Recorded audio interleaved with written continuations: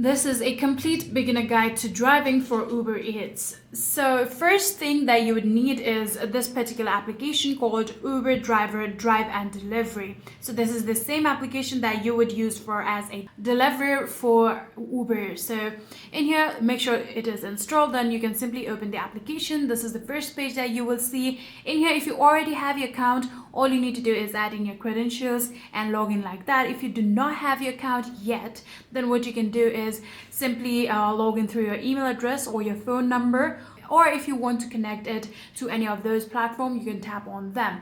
If you cannot find your account, or if you have forgotten some kind of credentials of your account, you can tap on find my account and go along with the process of how you can recover it. So in here, all you need to do is first of all add in your email address or phone number. So let's do that first.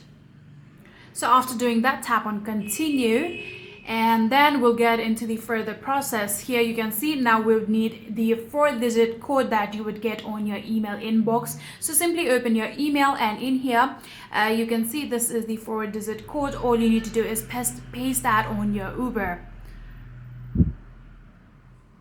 So after pasting that down, your account email address will be verified. Then you'll get to the further process of how you can register as a driver. So in here you can see there are multiple things that you would need to do. Activation wait list and a profile picture. You need to add in your profile picture and verify your driver's license, your TLC license, your insurance card, and commercial vehicle registration too.